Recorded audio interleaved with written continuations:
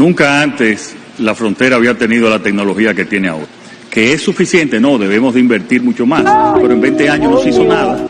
No se hizo nada de lo que se está prometiendo hoy y nosotros hemos tenido que en 3 años hacer todo lo que no se había hecho en términos de nuestra seguridad, incluyendo la biometrización de todo el ciudadano que entra a República Dominicana desde Haití para nuestra seguridad.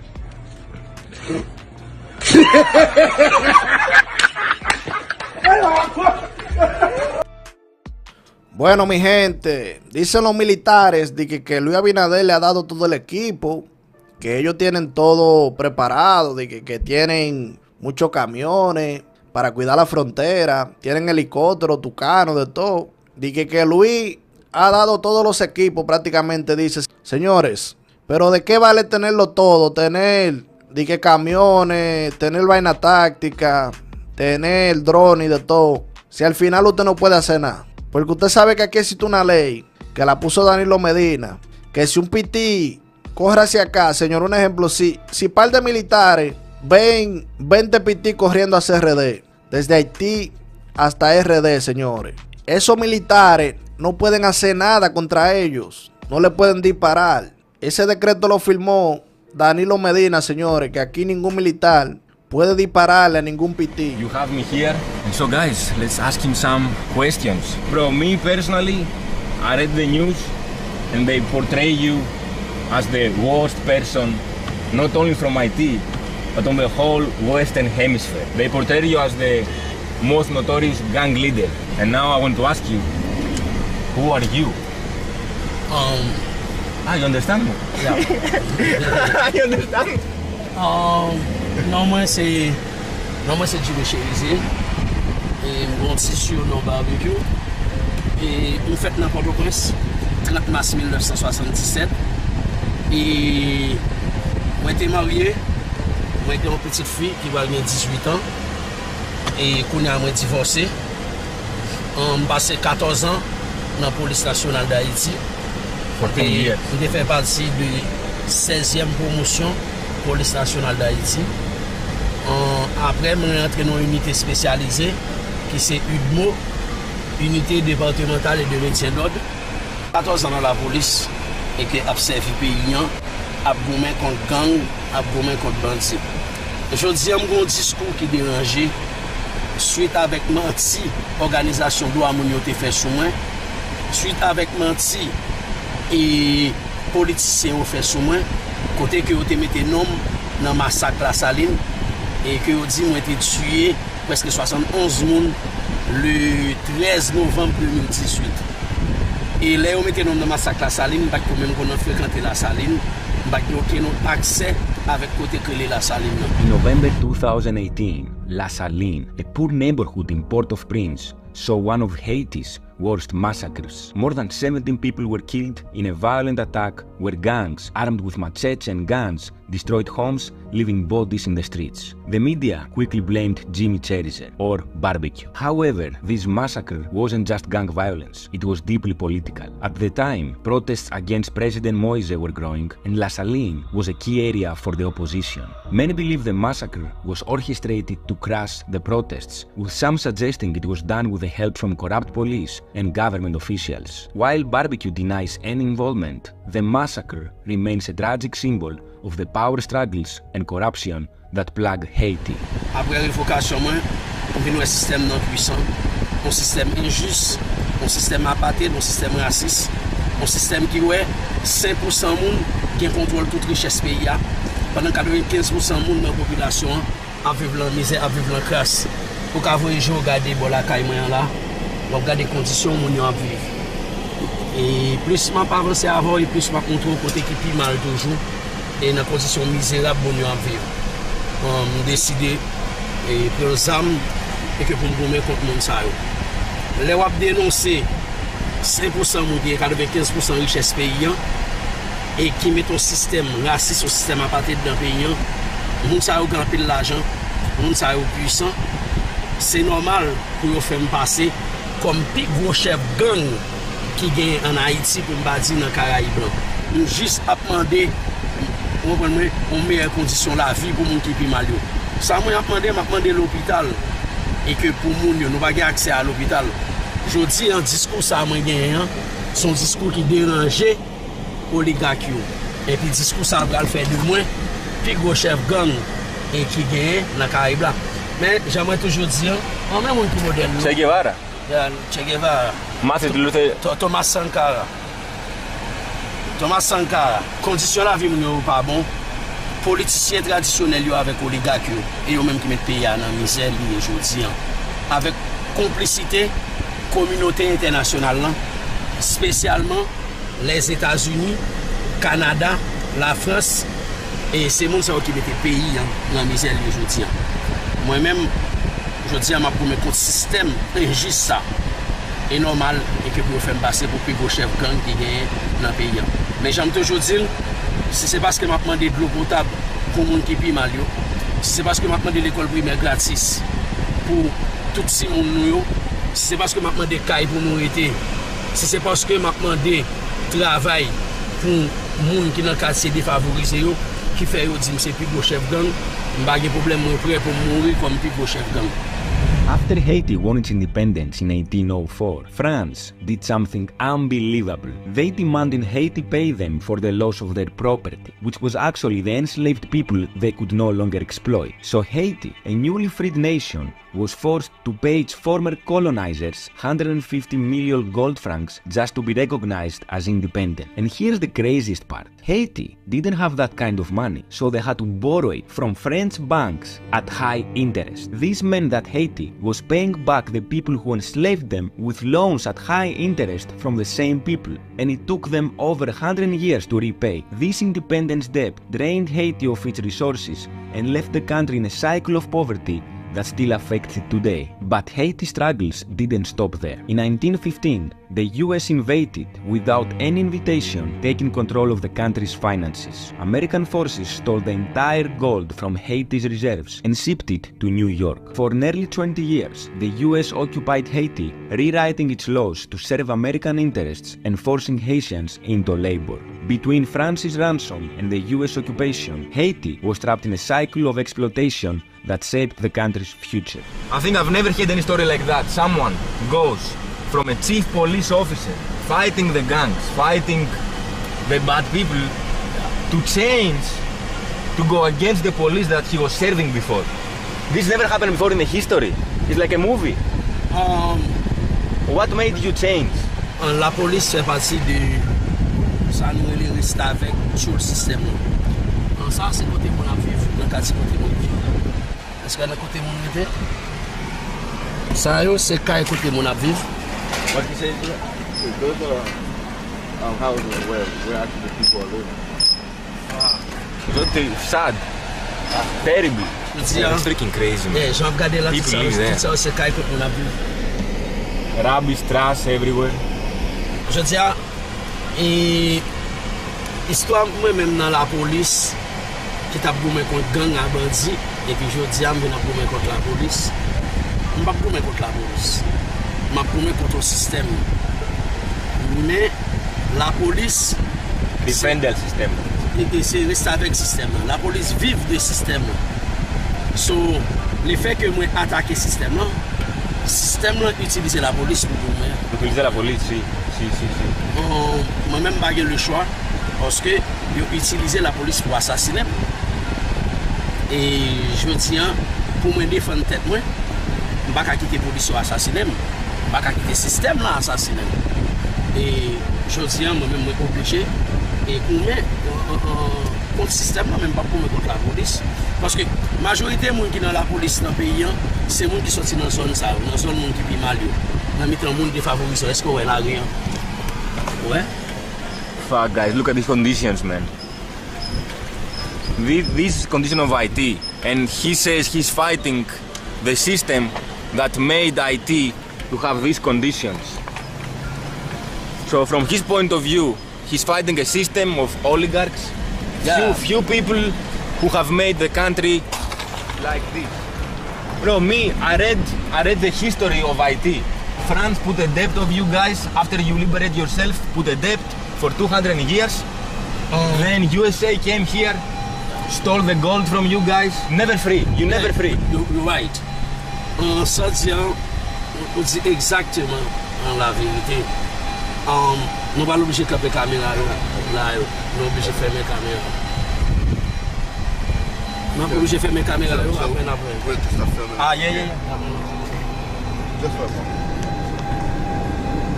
Nous mettons la machine. But I don't put their faces. Just don't put. Guys, full of gang members around, and I cannot show their faces because they don't cover them.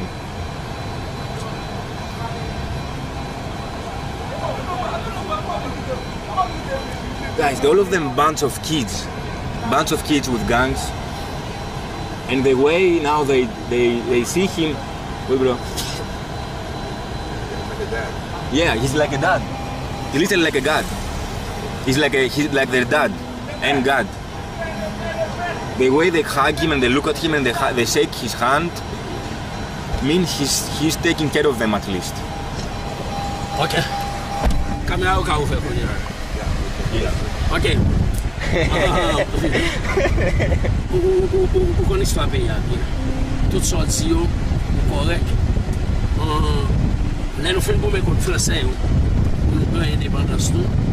Malgré ça, nous ba nous dette fait nous faire pour paquet d'années à payer. Comme ça je dis à nous demander pour ba nous qui faut combien milliards de dollars. On va faire ba nous. Après français nous subit une occupation de la part américaine qui volait toute l'eau qui vient dans la banque, qui volait tout ça qui vient dans le pays. Malgré les Américains au final, après l'occupation, ils ont établi un système côté que ils prennent pile si au Libanais, ils prennent sanoué les oligarques jodi et que ils remettent la richesse pays au détriment de monde qui est mal. Et c'est même ça aujourd'hui à nous continuer à payer. Nous payer. Imagine fleeing your homeland to start a new life in Haiti. That's what many Syrian families did in the late 800s. Using their business skills and connections, they quickly grew in trade, expanding into industries like banking, real estate, and imports. They formed close ties with politicians and secured control over key parts of the economy, owning supermarkets, banks, and even private ports. Today, these families, less than 1% of the population, control much of Haiti's total wealth. Meanwhile, most Haitians struggling with poverty, corruption, and limited opportunities were left behind. For many, this inequality symbolizes how the country's resources have stayed in the hands of a few, while the majority is fighting for survival. This is the realidad, the reality. That's the way of living in Haiti, guys, and he's angry with the situation, and from what I understood, he thinks the only way to do it is to start a war and take the guns. And even, bro, I don't know, correct me if I'm wrong, what I read is that every politician Haiti had after the occupation of Americans, all of them, they were from Haiti, but they were helping the Americans. They never let politicians to raise the wage of the Haitian people, and they never let any politician to put tariffs to the things you import. So they wanted to keep only help the businessman, the American businessmen who have business in Haiti, and not the people. Yes. Is that correct? Yeah, correct. Yeah. Haiti was once self-sufficient in rice, with local farmers feeding the nation and even exporting the surplus. But in the 1980s, under pressure from the US, Haiti was forced to cut tariffs, which are the taxes on imported goods, to nearly zero. Cheap American rice flooded the market, and local farmers couldn't compete. Almost overnight, the country's agricultural backbone began to collapse, and Haiti became completely dependent on foreign imports. During Bill Clinton's time as president, the amount of US rice sold to Haiti increased, making the situation even worse. Years later, Clinton himself admitted that these policies hurt Haiti, but by then, the damage was done. At the same time, US companies like Levi's and Hanes paid Haitian workers just 31 cents an hour in the sweatshops. When workers fought to raise the wage to 65 cents, they were completely stopped by Hillary Clinton's State Department. This kept US profits high while keeping Haiti poor. These policies, hurting local farmers and keeping wages low, left Haiti weaker and more dependent on the US, a cycle that continues to this day. Même si nous pas une chaîne dans nous, même si nous pas une chaîne dans pied nous nous toujours dans l'esclavage. Parce que, je dis, même si nous sommes indépendants, même si nous avons une belle histoire, comme le peuple noir qui est indépendant, mais États-Unis, Canada, la France, fait tout ça qu'on connaît. Et que pour Haïti, pas jamais développé. Ils fait tout ça qu'on connaît. Pour que nous dans une situation misérable. Misérable. Et que ça Non, misérable, misère. Les gens, ouais, j'en regardé là. C'est comme ça.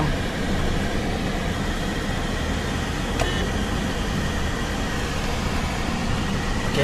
You thought the only way to fix things and solution is to go with the gangs and fight the system.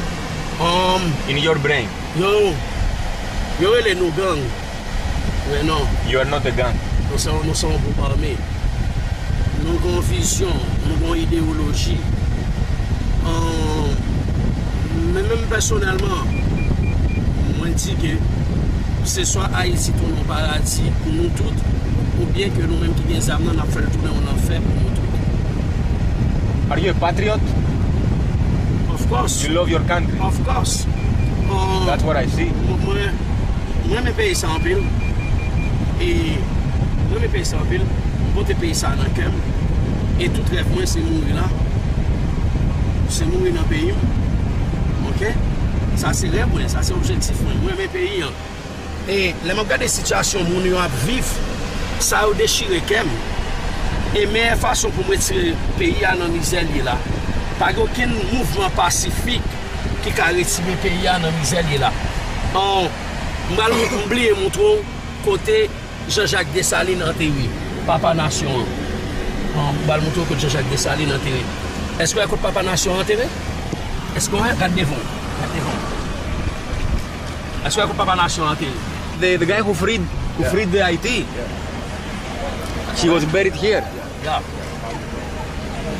Où est-ce que vous enterré? Yes, guys. That's the founder of Haiti, Okay. who freed the slaves. Ok. Est-ce que vous avez côté où mettez? Où est-ce que vous mettez? What, bro? Est-ce que vous mettez? Ouais.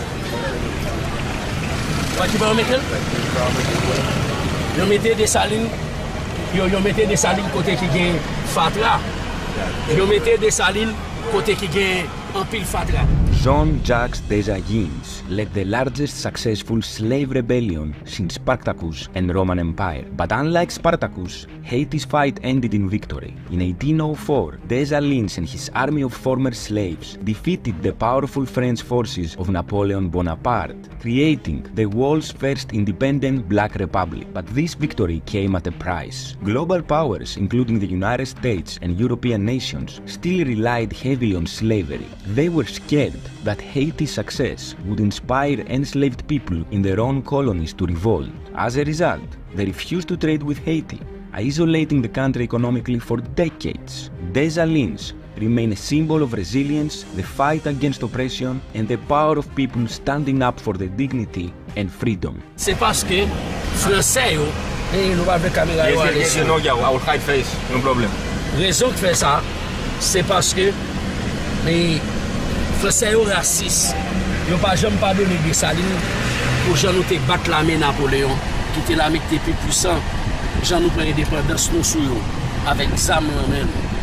Haïti a une tradition ZAM, mais pour mettre nous dans l'esclavage, ils font nous croire que ZAM sont mauvais bagages. Je dis ça que fait nous-mêmes, génération ça, nous prenons ZAM pour nous libérer le pays. Quand ils ont utilisé les médias internationaux, ils ont utilisé les médias locaux pour faire nous croire que nous sommes bandits, nous sommes gangs et que c'est nous qui avons crasé le pays.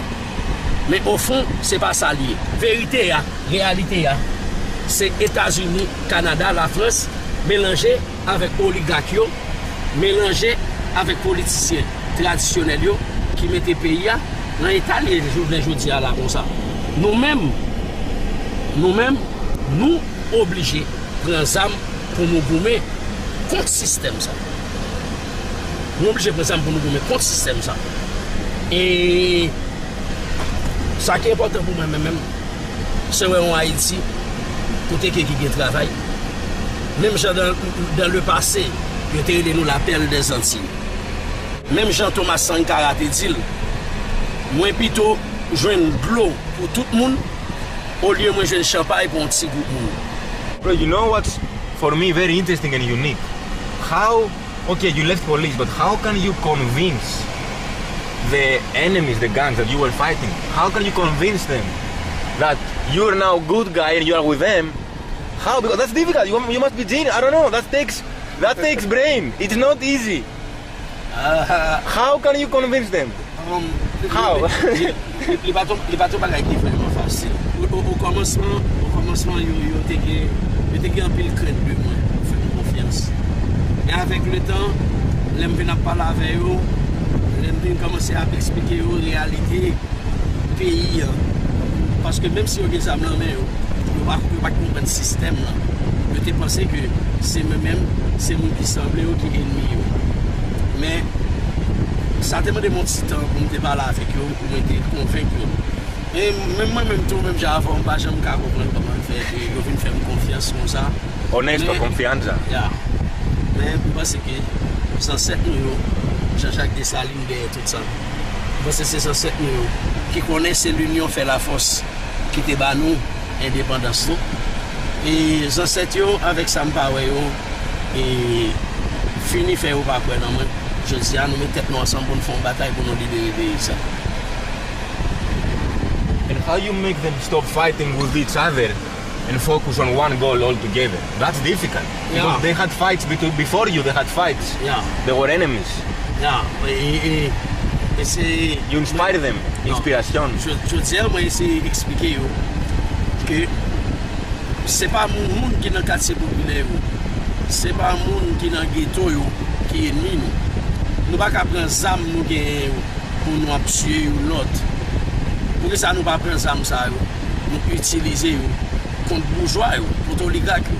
Pour que ça nous pas prendre des armes, nous utiliser contre les politiciens qui volaient l'argent pays, qui mettaient nous dans ça nous aujourd'hui. Et ils ont fini par faire discours en confiance et que ils ont choisi de marcher là avec.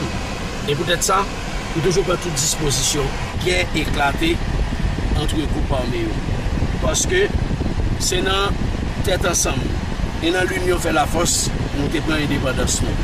Aujourd'hui, si nous avons une avec l'autre, si nous avons déchiré l'autre, et il va extrêmement difficile pour nous retirer le pays dans la misère ça aujourd'hui.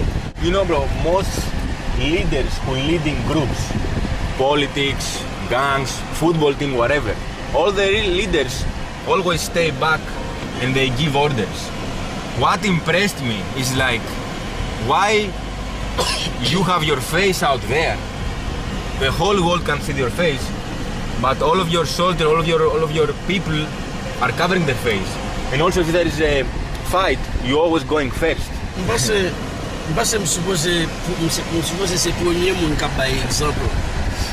Et oui, c'est vrai, c'est moi qui suis leader.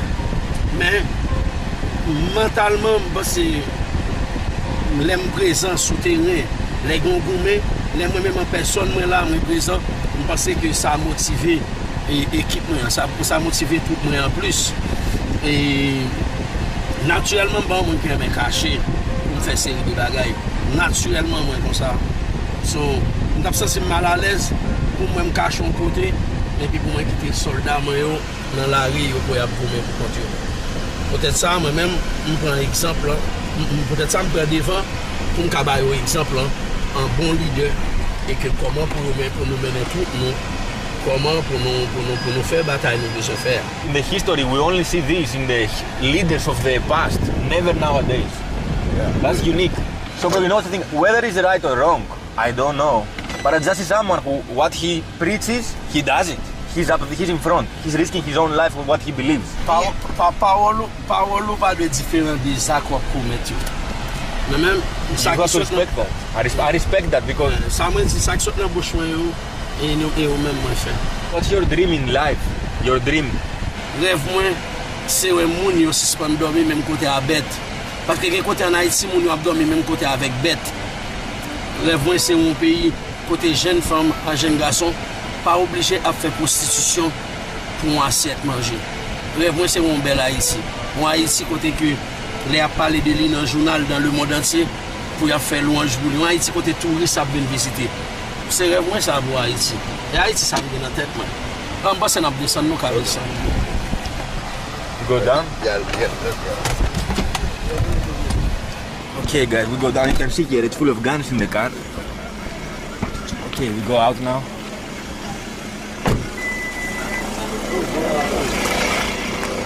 I had camera, no?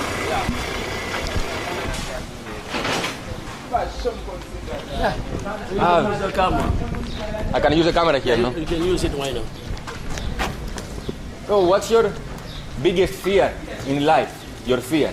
Are you scared of anything? It's okay. Peur pour moi pas réaliser rêve moi. Rêve moi, peur pour moi pour m'bacher un clou potable pour tout le monde. Peur pour m'bacher un caille pour mon été. Peur pour m'bacher une école primaire gratis pour tout le monde. Est-ce qu'on va rentrer la caille côté mon à vivre? Pas aucune présence l'état là. The condition. Because the conditions are terrible, man. That's what he's trying to show me, I think.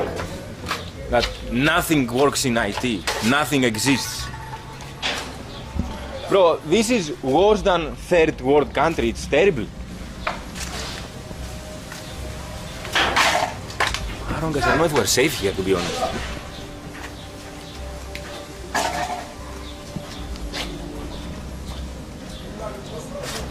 As you can see, man, he's risking his life now. I don't know.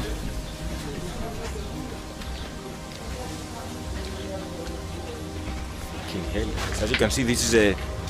Well, this is a war zone, right? Ça c'était une auto SA. Ça c'est une auto SA. Là on vend une machine et Toyota. C'est pour même les gars qui pas jamais tenu compte des situations misérables que nous vivons là. Miserable, misery. J'espère que encore les peuples à déchoquer. Guys, I don't know if I'm safe here right now. He's carrying the gun, so...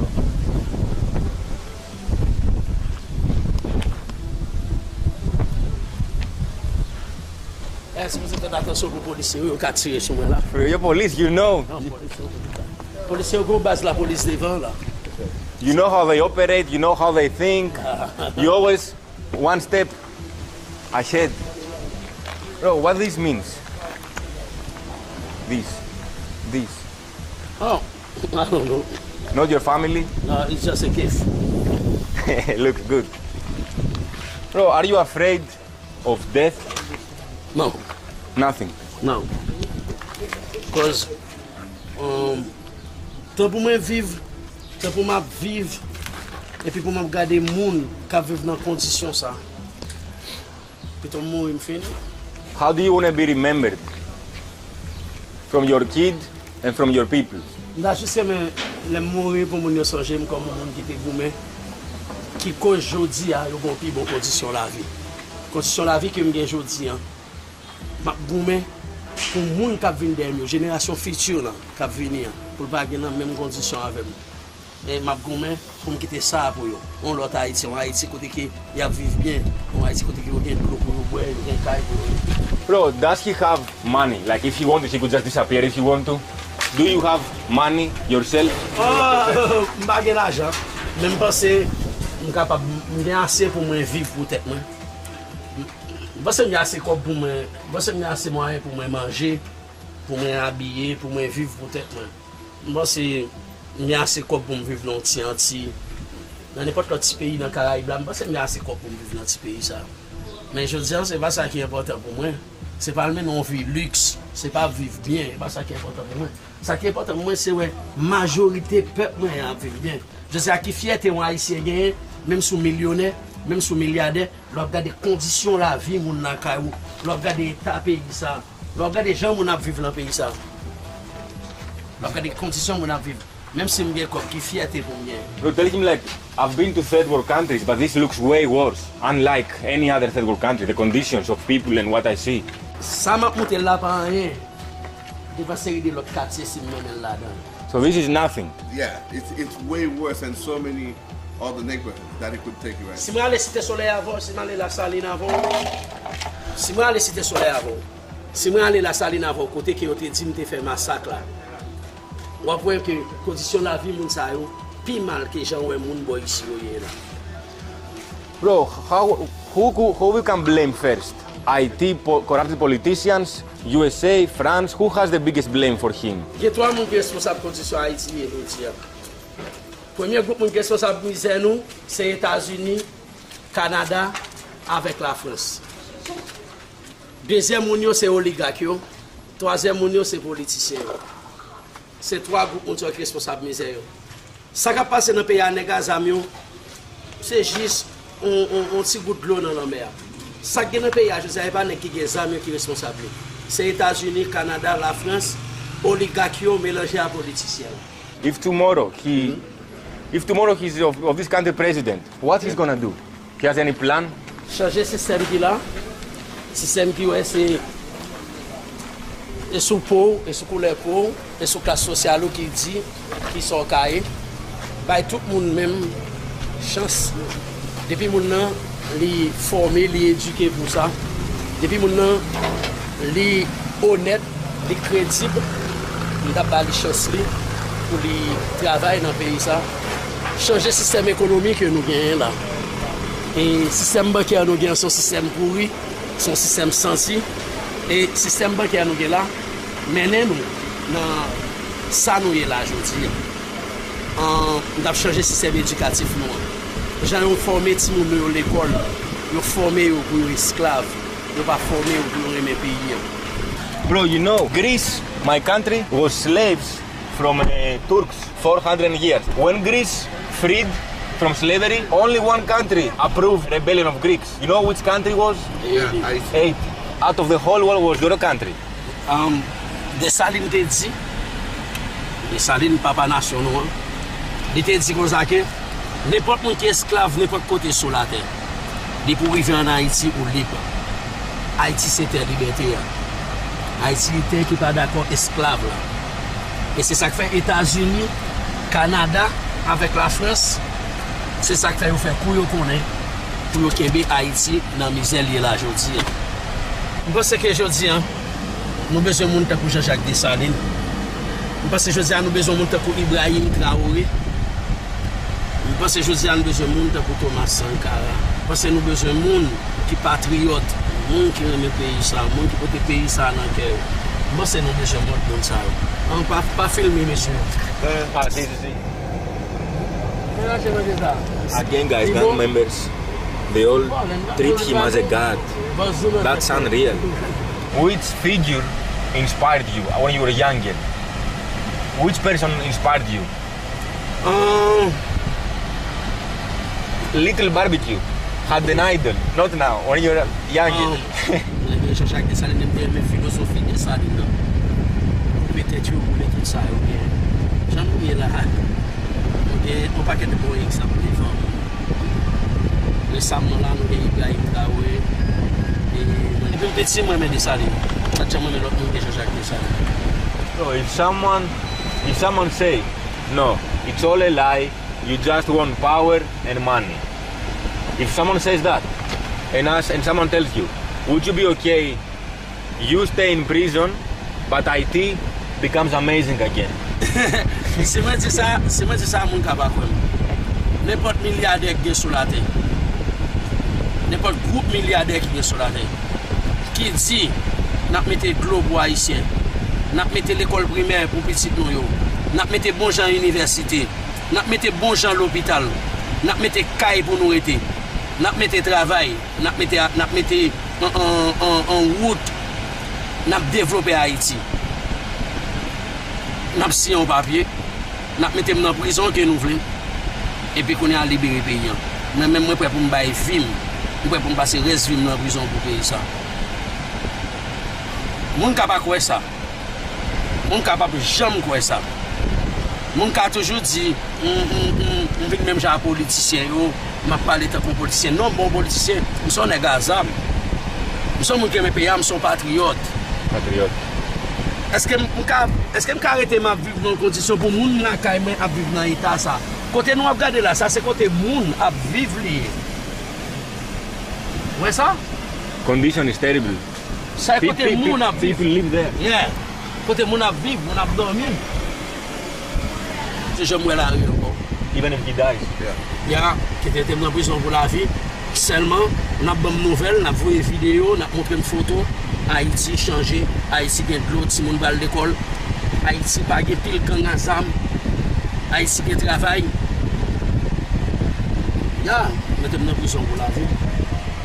Tout politicien, tout oligarque, il y a 3 catégories de passeports. You have 2 passports? 3. 3? Yeah. Not him. They have, yes. Yeah. No, not me. I don't have no passport. But they have 3. But me, I don't have no passport. Because I'm going nowhere. I'm going nowhere. I'm talking about the politician. You get 3 passports. Passeport américain, passeport français, passeport canadien.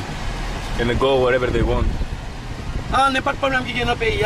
Et chaque fois, États-Unis, Canada, la France présent dans la politique pays comme ça. Oligarques, c'est français, c'est canadien, c'est américain. Depuis qu'ils senti intérêt menacé, gens menacé intérêt là.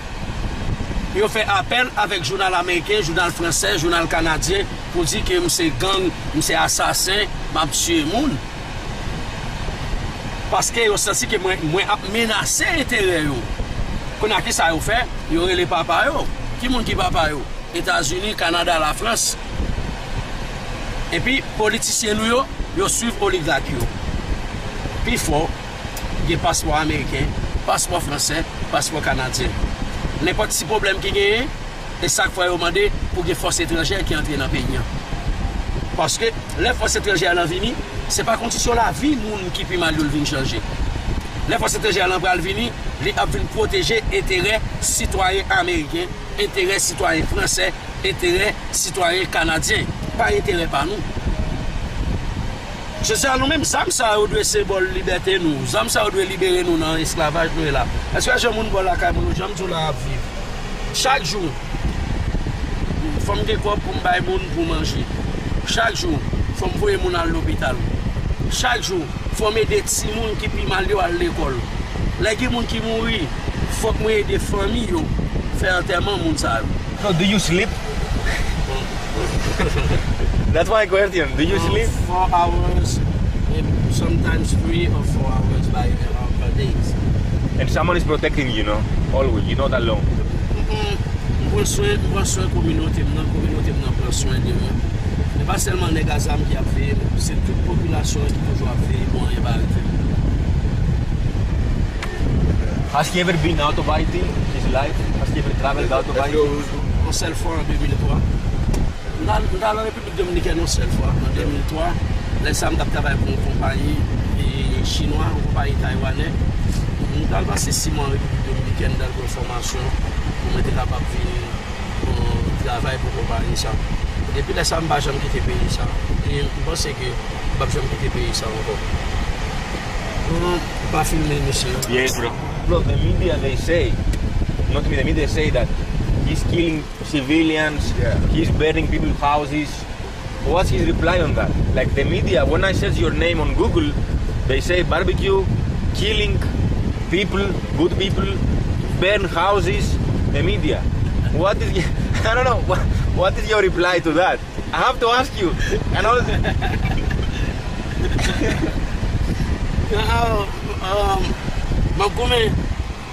suis contre un système qui est vraiment puissant. Je suis contre un système qui gagne pile l'argent et qui utilise.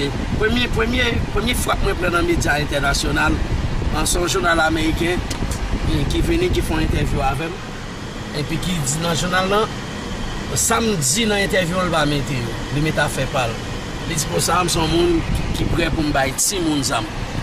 Raison que fait il dit il prêt pour me bailler si mon zam. Dans le monde entier, on connaît si mon yo protégé, il droit pour si mon.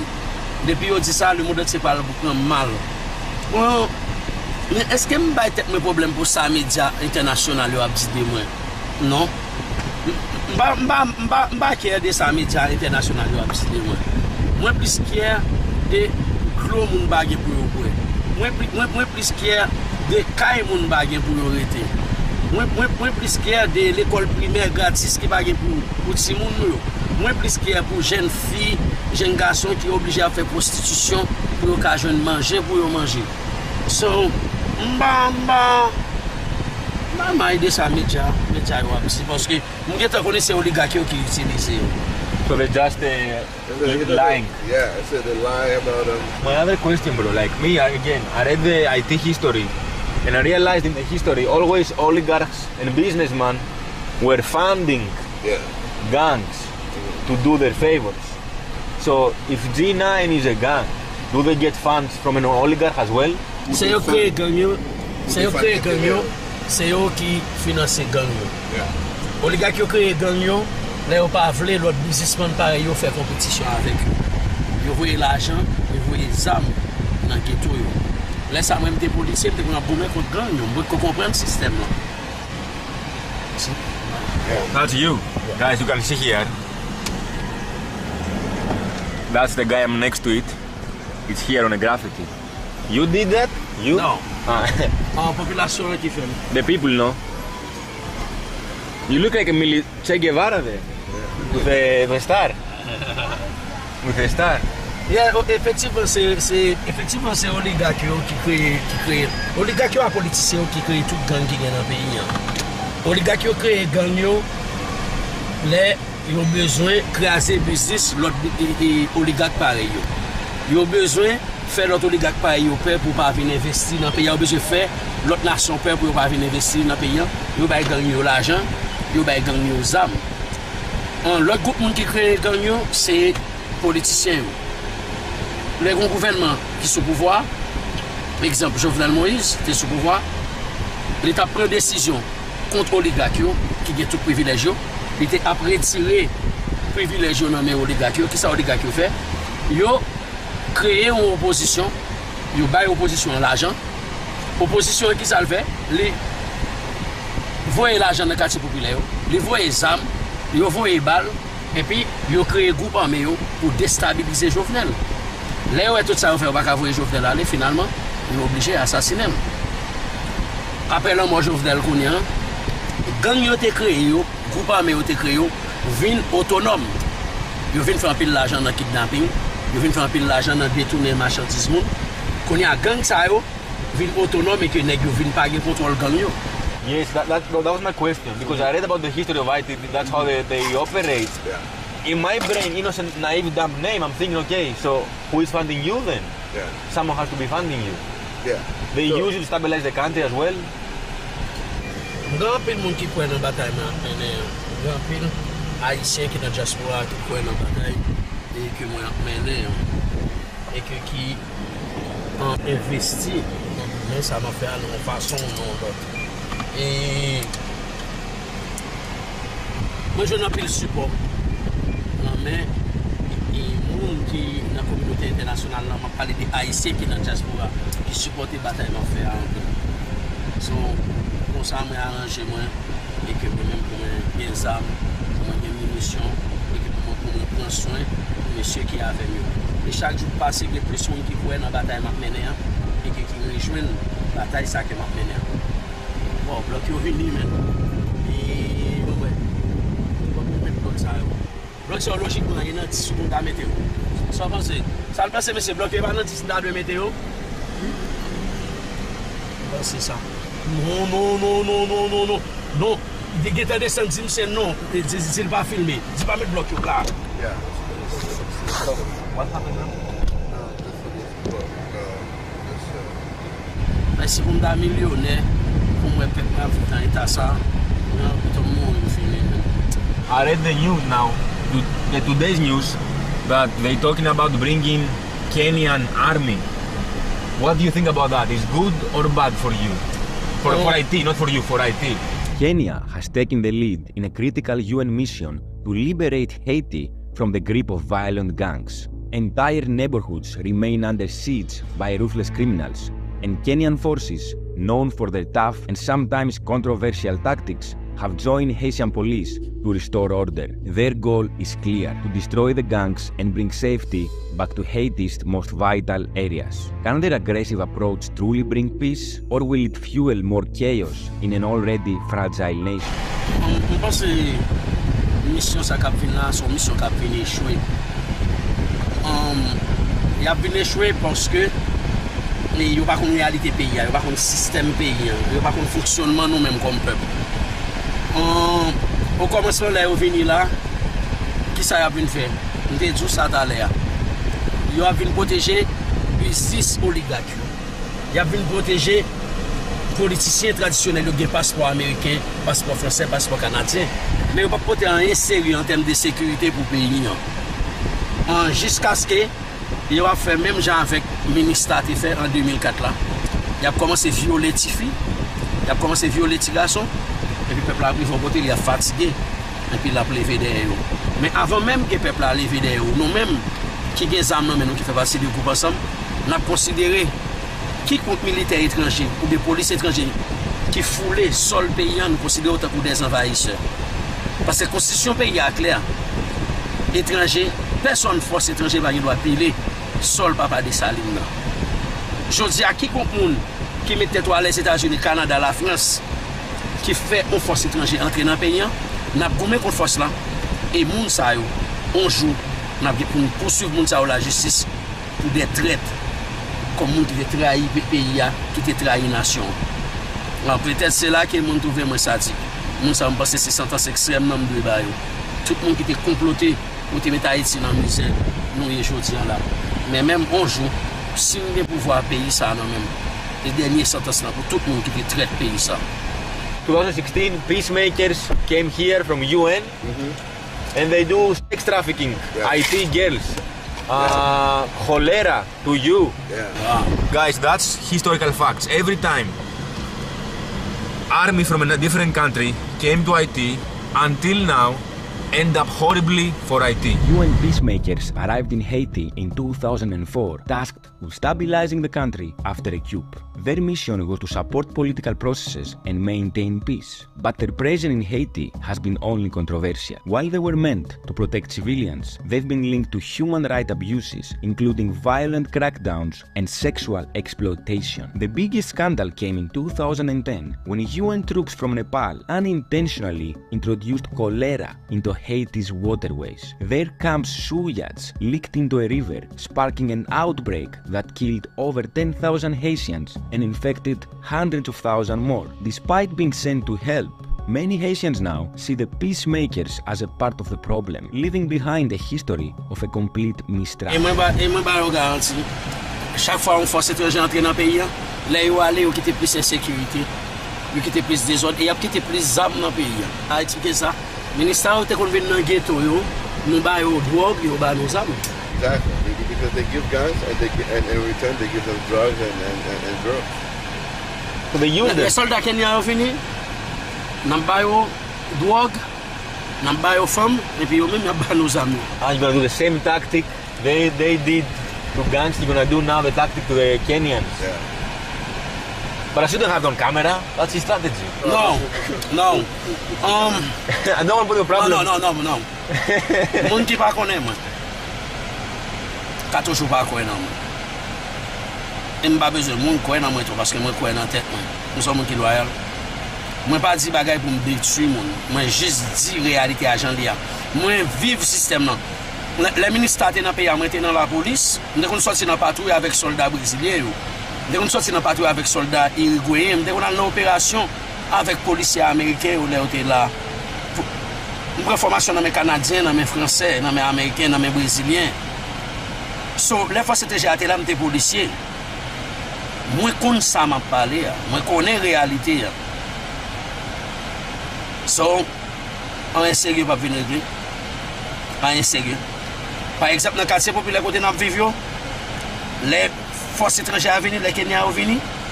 Depuis qu'ils ont tiré, depuis 2 civils prennent balle, Sénègue qui a des armes qui mourent, a bien moins de problème. Mais depuis ces femmes, petits gens, grands gens qui prennent balle qui mourent, toute la population a soulevé. Là, ça a obligé de faire un massacre sur le peuple. Nous sommes pas les réalités que moi connais. Moi dis, ils vont venir dans sérieux. Ils vont venir, ils vont aller dans une belle plage. Haïti, pas Port-au-Prince seulement. Les a parlé d'Haïti, ils montrent nous seulement Port-au-Prince. Côté qui a montré nous qui a gang, qui a des bagailles, qui a boulé, côté qui a des ordres. Haïti, pour pas qu'être belle plage. Haïti, pour pas qu'être belle côté. Haïti, pour pas qu'être monuments historiques. Les petits soldats kenyans yo vini, yo pral visiter belle plage d'eau yo, yo pral venir dans la mer avec mesdames yo. Y a porté maladie ba nous, clair. Et que nous-mêmes qui avons fait bataille pays, nous avons profité des situations pour nous gagner des armes, pour nous gagner des munitions. Ça c'est vérité. All these young people, is he training them? Do you train how to fight all the younger people?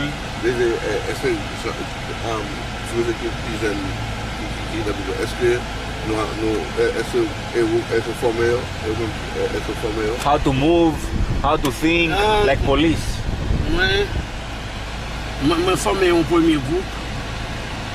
Je forme un premier groupe. Et puis je fais même genre avec une cimetière académie. On l'autre groupe qui là, moi fais formation pour eux. Chaque groupe qui entre dans base là et puis yo même yo entraîner groupe qui vient, yo former eux. He's like a businessman. How he keeps his sanity? Does he do drugs, smoking, drinking? Est-ce que pour toi, est-ce que fumer, est-ce que boire, est-ce que c'est femme? I mean, c'est ça qui est beau. M'ba jamais fumer drogue. So he never does drugs. M'ba jamais pas drogue. Fumer cigarette. Vape? No. Yeah, no. Fumer cigarette. No, smoke a cigarette. And he doesn't promote to his people to do drugs. Yeah. You don't give drugs No. to the people, nothing. Non, mais tant monsieur mieux gagne qui fume marijuana. No, marijuana is okay, but not like cocaine, heroin. Non, la petite faut comprendre. Gagne monsieur fume marijuana. Même moi interdit pour cocaïne. Si on prend cocaïne, non seulement cocaïne plus cher, et puis cocaïne a fait au fou, la varier l'esprit. I know that he's a On homosexual. oblige à l'écouter. Yeah, so you have to go. Ah, okay, bro. Bro, can we do a photo before we leave? Yeah. Yes, bro. Yeah, let's just- Bro, if you have no time, no problem. Man. No Non, problem. il y avait un peu de baguette. Busy, man. On a juste fait en photo. Now we do a good photo for the video. Good photo. Yeah, il y a des belles photos avant. Do what I told you. This intro. Hey, I'm here in Port-au-Prince with Jimmy Shares at Barbacue. So we're gonna spend some dinner too. Yes. Qui est là? Mettons cagoule là, il faut photo avec. Antoine, il faut photo avec, mettons cagoule. Bro. I really think, bro. Laissez, mettons cagoule, laissez. On va Antoine qui a fait photo avec.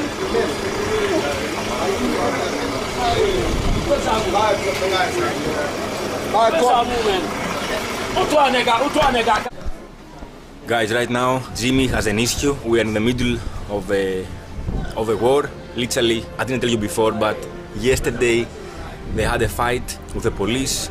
Unfortunately, 4 police officers were dead while they were trying to kill him. So now, even the fact that he gave us few of his time is insane. Because literally right now, he's fighting with the police. They're on a war, so I don't even know how the hell he found time for us guys and for me personally to host me and he gave me a tour. Surreal experience. I don't know what to say. That's it for me guys. See you in the next video. Reggaeton por siempre, and I really hope from the deep of my heart right now that Haiti has a better future. I'm out of here because as I told you, things are getting worse now. Something's happening, I don't know. We might have a war again in a few blocks from here, so I need to go ASAP. See you.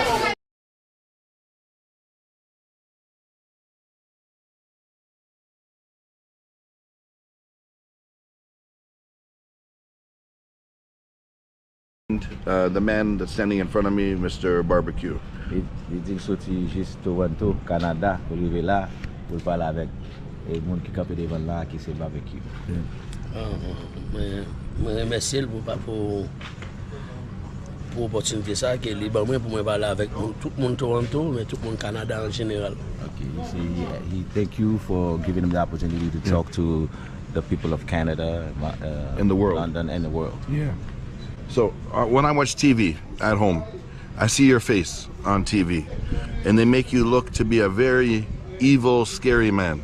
Je regarde la télévision et il faut pas être comme si un monde qui est méchant pile. Et c'est normal pour faire pas être comme un monde qui est méchant. It is normal to make him look like somebody that's evil. So can I be honest with you? I've only been here 5 minutes. And the last 5 minutes. I feel very comfortable around you. C'est confortable. Okay.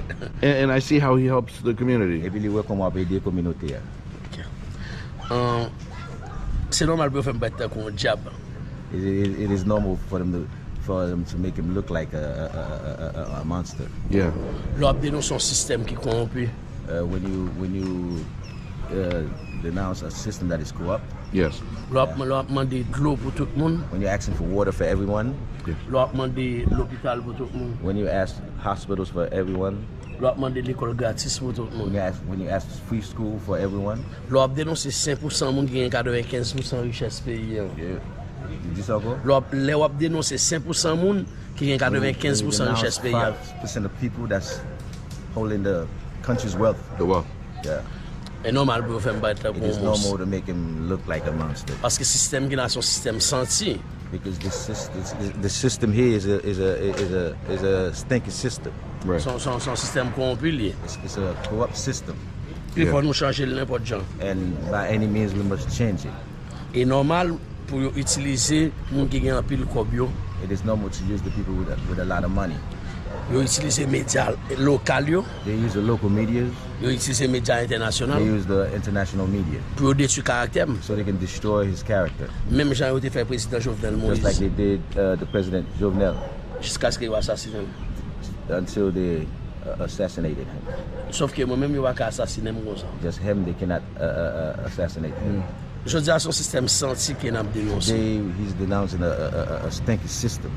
Et nous avons besoin de l'eau pour tout le monde, nous avons besoin de l'hôpital, nous avons besoin de l'école. L'État, par contre, c'est n'existe. Okay, so they need water, hospital, school. They say the government don't know if they exist.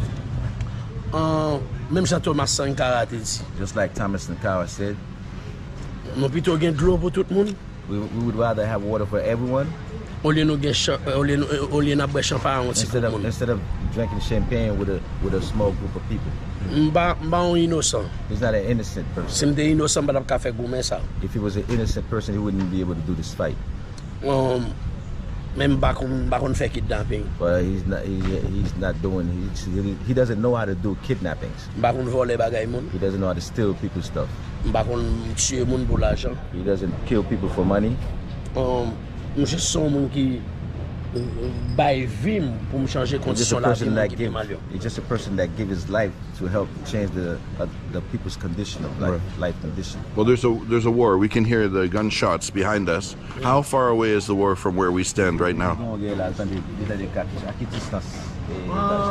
y a une belle distance parce que nous il y a une belle distance parce que nous avons avec l'autre bloc. Okay, it's a nice distance because they fighting from another block. Yeah. Another block. Yeah. Parce que l'autre côté de balio, moun sa prend l'argent pour assassiner. Okay, where you hear the gunshots are coming from, those people got paid to assassinate him. Who are those people, Yo though? utilisé Here's Montaro. policiers, They use the cops. yo utilisé l'autre monde qui dans grand goût, You see the other hungry people. yo bail aux armes, yo bail au cob They give him guns and money en façon pour assassiner. so they can assassinate him. C'est ça que fait n'a pour avec eux. That's why they fighting with him. Now, are the Kenyans included in those people? Est-ce que Kenya là-dedans tout? Système est tellement puissant. The system is so powerful. Yo fait moun sa yo passer tant pour innocent. They make these people pass for innocent, Et puis yo utilisé Kenya tout pour venir and they nous use the Kenyans to come fight with him. mais n'a libéré pays en bas occupation. He's going to free the country from being under occupation. Il y a trois pays qui sont responsables de ça qui nous là. There's 3 countries that are responsible for what's going on in Haiti right États-Unis, now. Canada, la The France. United States, Canada, and France. Je suis bien content que nous avons une opportunité pour nous parler à tout le monde Canada. He's very happy to get the opportunity to talk to the people of Canada. Parce que le Canada a une dette envers Haïti. They say he believes that Canada has a debt for Haiti. Dans les années 70, un pile professeur, un pile été immigré au Canada. In the 1970s, there's a lot of teachers that went to Canada. Haïtiens qui sont au Canada n'ont pas jamais de problème tellement. You see, the Haitians that went to Canada never gave any problems there. Ils arrivent au Canada, ils travaillent, They went to Canada and worked, ils payent des taxes and they paid tax, et ils participent dans le développement du Canada. and they participate in the development of Canada. Je ne comprends pas comment faire Canada en retour, c'est ça la fait nous.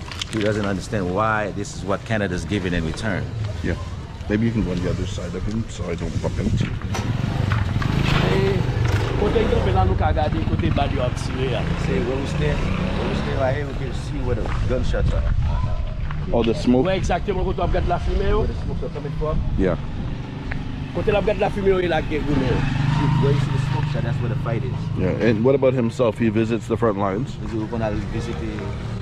Non, pou le moment mboko ale. Not right now, he hasn't been. Yeah. We were. Mese myo pa vleman ale. See, his soldiers don't want to go. Yeah. Paske, mese myo konsidere m kom symbol batay map mene yo. He said that his boys consider him as the symbol of the fight that he's Chaque lè mè m kon fè ekredul male, mè ou mèm nou pa vle. Sometimes he act hard-headed and he goes. I mean, but now he listens. You know, we went to the front lines in Bel Air. And we were stuck getting shot at for 2 hours. And for me, very scary. But the Haitian men with the guns, they said they're willing to give their life. The message you want to send out to the world, c'est comme si moi nous toujours dans esclavage. it's like they're still in slavery.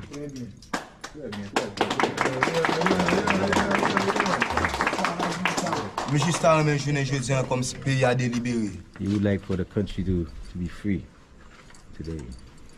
Et pour le pays a délibéré, moi c'est pas la force sénégalaise qui pouvait délibérer le pays. Yeah, you see, for the country to be free, it has to be armed people to fight to free the country. Are everyone here willing to give their life Est-ce que toute la pour payer nous? for this? Oui. Yes.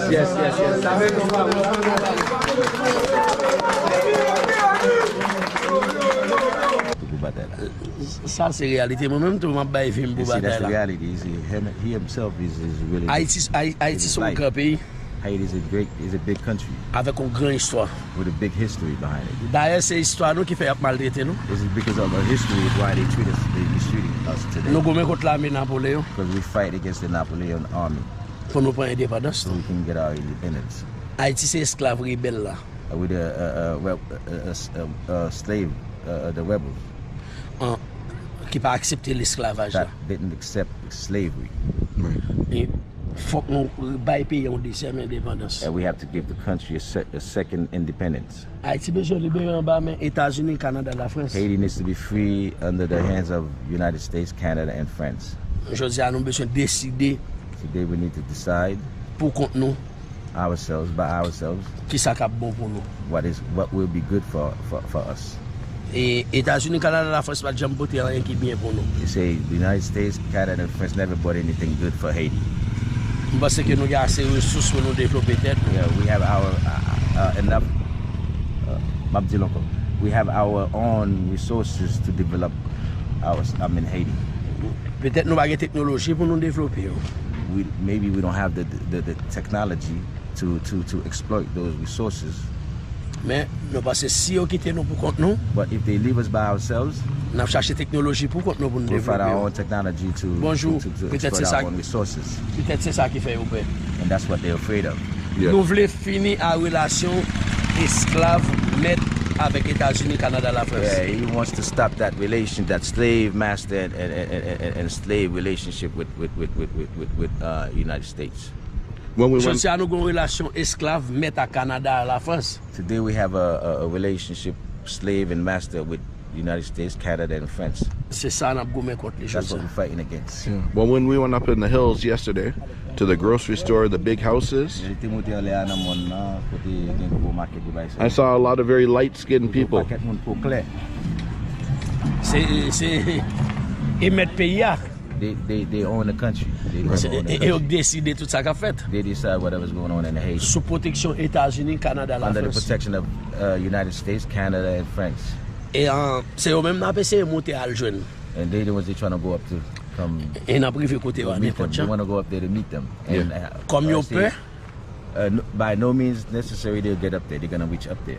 Yeah, them you mean. kom Yeah, they're Come- gonna reach up there. Yeah. Up where the rich people kom are. moun sa yo pe, Since they're afraid, e pi fò nan yo gen pasport Ameriken, most of Fransè, them Kanadyen. have United States passports and Canada and France. Yeah. So they don't have Haitian passports. Je sais, yo utilisé tout million yo a, Today they're using their millions et que pour yo goumen contre nous. so they can fight against them. Mais nous même nous pas gen million, But we don't have millions. mais nous gen volonté. But they have the will, Right. Et nous gen 107 millions avec. and they have their sisters with them. Nous habitués faire histoire We used to make history, et n'a continuer faire histoire. and we're going to continue to make history. En même temps, ils vivent bien en l'air. Even if they living good up there, Je dis yo pas en paix. today they're not at peace. Yo pas en paix à conscience yo. They're not at peace with their conscience Parce que yo détruit première nation noire indépendante sur because they terre. destroy the first black nation, Et yo senti n'a privé sur yo. and they feel that they're gonna reach to them. Et les niveaux sur yo n'a jugé yo. And when they reach to them, they're gonna judge them, Et les n'a jugé avec dernier rigueur. and they're gonna judge them rigorously, I would say. But I've been told by a lot of these, we'll call them mafia or gang members that I've met, soldiers, that the guns have come from there. That's where they get the guns. Yeah, ils disent comme ça qu'ils apprennent des petits messieurs, des amis, c'est là où c'est la mer où sorti. Tous les amis qui entrent dans le ghetto yo, All the guns that come in the ghettos, c'est oligarque yo avec l'État haïtien. those oligarch and government. Pas gen nou qui kon voyager. None of them travel abroad. So they're gifted. The guns are given. Yeah, Zami For free? Yo bay l'argent, parfois yo give bay money. zami yo directement. Sometimes they give money, sometimes they give the guns. Ça dépend de qui ça yo gen besoin. It depends on what they need. Par exemple, yo te met en pile zam dans pays an, They want to put a lot of guns in the country juste pour te déstabiliser président Jovenel Moïse. just to destabilize Jovenel Moïse, the president. Yeah. Konya c'est ça ça qui contre yo. Today, those are the same guns that turned against them. Konya un problème yo, Now today, the problem, yo pas ka prendre zam yo nan they men nou. can't take the guns away from them. Konya c'est y a bat pour assassiner nou. Now they try to assassinate them. Yo utilise la police avec force multinationale là. They use the multinational forces and the Haitian police to fight against them. Mais nous même n'a goumé contre moun ça But aujourd'hui. today they fight against Mais those. c'est moun ça qui empêche nous river côté nous parler. Those people are the ones that stop them from reaching to. Nous kon vrai ennemi nou yo. They know they're true enemies. Y a essayé faire peuple, y a essayé faire le monde entier croire que c'est malheureux d'am touyer. Yeah, they try to make the world believe that they killing the poor people. Mais au fond, il pas vrai. But deep, it's not. It's not. Ils utilisent les gens qui pauvres pour gommer contre nous. They use the poor people to fight against them, Même si ils utilisent la police pour gommer contre nous. and just like they use the police to fight against them. Yeah. Nous même nous n'a pas avancé pour nous gommer avec eux. Okay, today they moving forward to fight against them. Comme ils ont un pile comme, Since they have a lot of money, ils utilisent les médias nationaux et internationaux they pour use the détruire nous. national media and international media to destroy Scotland. Yeah. What would he do if he found? Sorry. What would you do if you found one of the people that works for him involved in a kidnapping or a murder of an innocent person? Et di sort ap fè sou ta goun moun nan goup la ki fè yon yon reto kou fò kidnapping ou men yon fè fon lot la. Politiciens ou oligarques yo. Politiciens avec oligarques yo. The politician and the oligarch, T'es créé un groupe qui est le GPEP. they created a group called GPEP. Yes. Parce que on te dit que Jovenel Moïse avec Madame Lalim qui t'a créé G9. They say it was Jovenel Moïse and Madame Lalim, which is the ambassador of the United States, that created G9. Et G9 c'était moi-même qui t'a créé. And G9, he's the one that created. Comme moi pas de travail pour opposition, il était lié à Jovenel Moïse. Because he didn't want to work with the opposition, they linked him with Jovenel Moïse. Oligarque avec politiciens ont bail monsieur GPEP autorisation pour faire un pile kidnapping dans le pays pour calaguer sous le Jovenel. So those rich people and politicians, the opposition commit a lot of crimes to make Jovenel look bad, Pour te montrer le monde que Jovenel va bon. to show the world that Jovenel wasn't good. Je dis à moi même moi viens faire alliance à tout monsieur ça. Today he made an alliance with those people, Et moi dit monsieur nous va le gommer pour pays. and he said to them that we're gonna fight for Nous va the le gommer pour country. libérer pays. We're gonna fight to free the country. Si nous va le gommer pour libérer pays, nous pas cap kidnapper moun. See, if we're fighting to free the country, we can't be doing any kidnappings. Et peut-être ça moi commencé parler avec eux et puis on commencé 6 mois faire kidnapping. That's why he started talking to them, and they stopped doing the kidnappings. Gen 4 gros bases qui te kon fè kidnapping tout pays a te konnen. See, there are 4 main places that used to do the kidnappings, and all the country know about it. Jeff Canaan, Jeff Carter, Lanmo Sanjou, Katsamauzo. yes. We know up to that continue. Jeff Canaan, Lanmo Sanjou, Katsamauzo. Iso Village de Dieu, si la pli Grand Ravine. Monsieur ça va faire kidnapping encore. And they don't do it anymore, kidnappings. They used to, but they stopped. But is there a punishment if this still happens today? Si vous m'avez fait une punition quand même. Si on fait kidnapping, nous disons là, dans bataille d'affaires, on va prendre dernière sanction. Okay, if anybody commit any type of kidnappings while they're fighting, they're gonna go under the first sanction. Dernière sanction. Yeah, the last sanction I meant to say. What is the last section? Qui ça que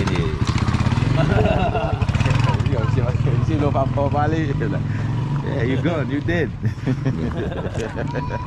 He just laughed. Doesn't want to incriminate himself on camera, which makes sense. Being discreet. So, That's a school they built. okay, how? C'est pas l'État qui fait. That the government didn't build this. C'est nous-mêmes qui cherchons l'organisation internationale nous faire l'école ça. They the one who found this organization. Je dis à nous international qu'il plus passer 300 personnes qui viennent à l'école ça gratis. Today they have 300 kids in there that are going to school for free. Yeah, come on the other side. Au cas où on regarder. It's the weekend, so there's no school today. M'aller ouvert en dedans. How important is that for the kids to go to school?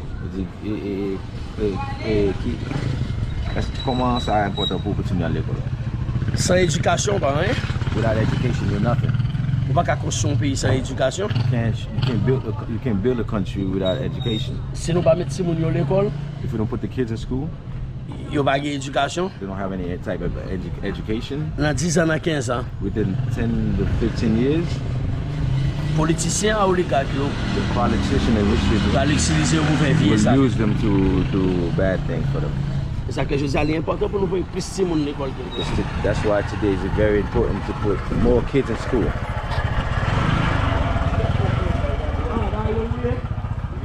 Hey, pendant que je regarde ça là, papa, je ne vais pas filmer mon ça. Yeah, no problem. Pendant que je regarde ça, mon ça moi, puis on me tape ça à terre comme ça, amen. Tu vois, nous mettre ça là, dans place roche yo. Puis on me mettre ça comme ça. Est-ce que c'est vrai? Moi si c'est même si père pas voulu me acheter lui. Il va nouvelle plus belle. What's he doing? Talking about this. T'as mettre carpet comme ça. You want them to put it right here. But do it in the car. Oui, non, nous t'as fait une juste veux regarder dans l'école là. So these are small age children. Yeah, ça l'école petit mon petit. Yeah, ça l'école pour tout le monde petit. So- L'école primaire. Premier, the young. So my question is this: by the time that these children are his age, what does he think Haiti is going to look like? Il dit tout petit monde so les arriver dans l'âge. Je suis pensé comment penser Haïti après dans moment ça. Et ça que je dis à n'a pour les arriver dans l'âge pour continuer faire études secondaires. Okay, that's why they're fighting. So when they get to a certain age, they can do their high school studies. Yeah. Après pour aller dans So l'université. they can go, after that, they can go to But you university. think Ça quoi aller dans l'université pour apprendre métier, So those that cannot go to the university, they can go to a professional school. pour qu'à servir pays. So they can serve their country. Je dis après on va prendre Canada, États-Unis, la France tant qu'au paradis. So they won't take Canada, United States, and France like for paradise. États-Unis, Canada détruit Haïti, en façon les nous gon visa pour aller dans pays ça pour nous prendre pour paradis. Okay, say the United States, Canada, and France keeping us in the States, so we can always think that they're countries of paradise. yeah. Paradis c'est Haïti li. And see, the paradise is Haiti. Un bel soleil, Good, very nice. belle Can plage. I tell you something? Yeah. I'm from Canada. I'm in the United States all the time, and it's not paradise. We're infested with crime, drugs, and problems, homelessness. Juste un pays qui a travail, Just a country that have a un lot pays of qui a work, sécurité, security. et puis rien encore. Nothing much. Nous qu'a fait ça tout. So we can do that too. Nous avons fait Haïti tourner grand We encore. can make Haiti great again. But Nous avons fait Haïti tourner l'appel des Antilles. We can make Haiti become the pearl of the island, the pearl of the pearl of the island or something like that. La perle des L'appel Antilles. des Antilles. Yeah.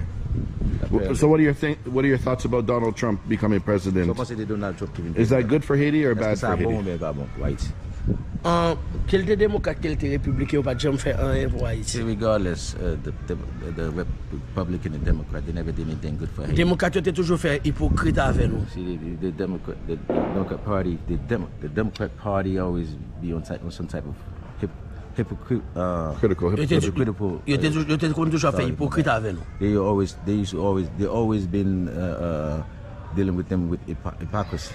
Yeah. Contrairement à républicain qui dit bagay yo jan li. Contrary with the Republican, they say it loud and clear, let you be known. Like Parce avec Donald Trump, they say, you take with Donald Trump, yo va quitter Haïtien décider pour compte yo. they'll let Haiti decide for them by Je dis c'est itself. démocrate qui décider qui mon cap président, Today, qui mon it is- cap chef police, qui mon cap ministre, qui mon cap directeur général. So, c'est- il va bon. You see, today it is the Democrats that decided who's going to become the prime minister, who's going to become president, who's going to become the head of the police chief. Yes. You know, yeah. Moun nou gen nan tête pays là son équipe pour pétrole. C'est démocrate qui dirige Haïti. So the people that are running the country right now are a bunch of puppets.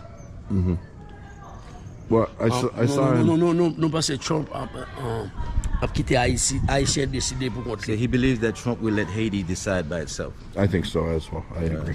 Yes. I saw him on TV. The world saw Barbacue on TV. When you told the president of Haiti that he must leave. L'autre dit président Haïti pour aller ailleurs en Haïti. Fuck président qui l'a yo aller. Even those that are here need to go too. Yeah. Comment comprendre qu'il y a 9 présidents dans tête pays? How can you understand that they put 9 presidents in the head of the country? Right. They're not elected president. They're chosen presidents.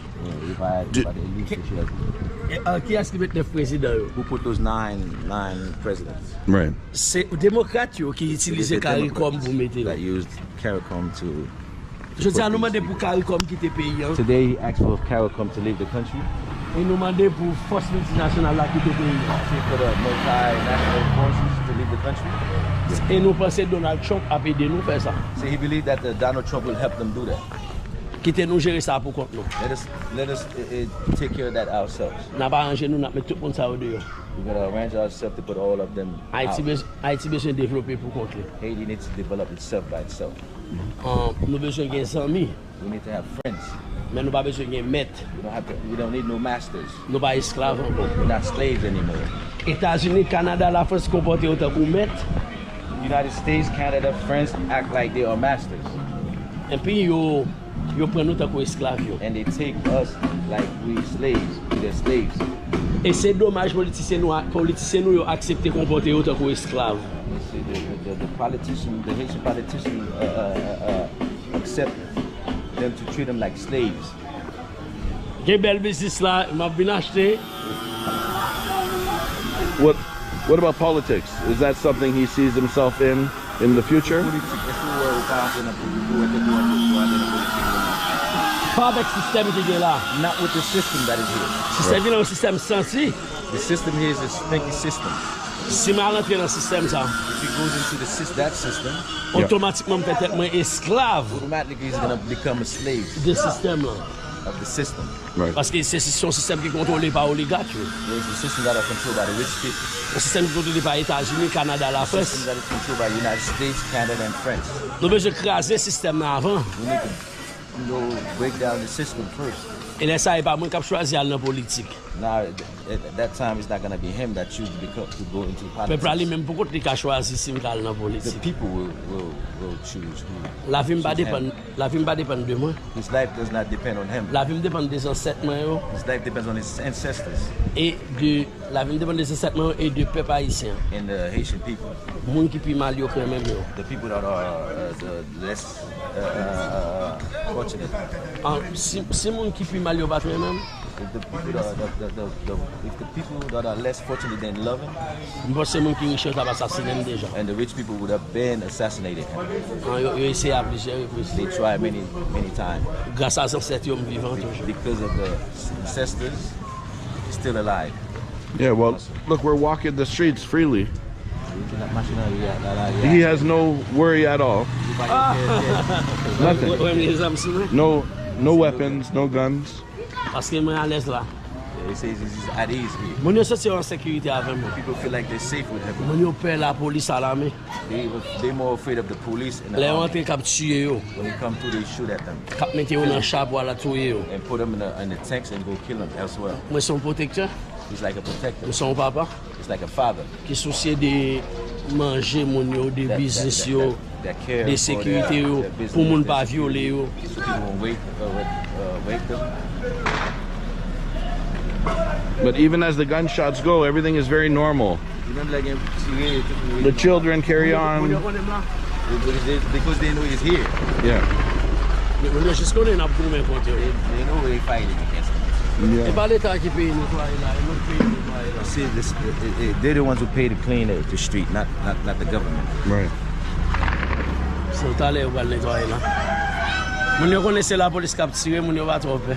The people who know that the police are the ones that are shooting, they're not afraid. Right. But Parce que nous pas quitter yo assassiner nous. Because they're not going to let them assassinate us. N'a défendre tête nous n'importe quoi. We're going to protect ourselves by any means. he was once a police officer.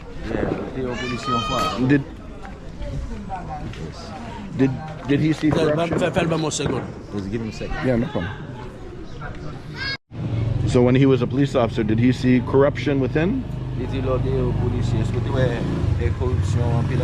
Of course. But like what type of corruption?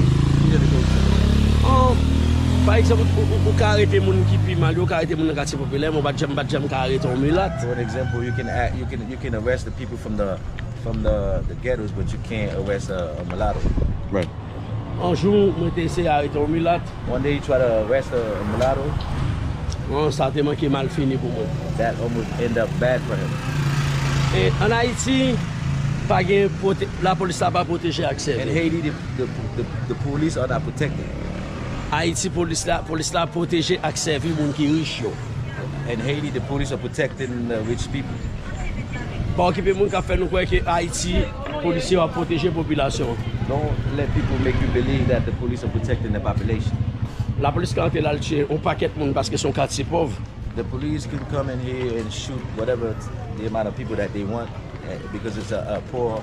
And it happens, correct? It does happen. Tandis que dans un quartier riche, si le même manque blessé un monde, il a provoqué. And contrary to if they go do that in a rich area. Well, of course not. They'll be in big trouble. Right, of course. Of course.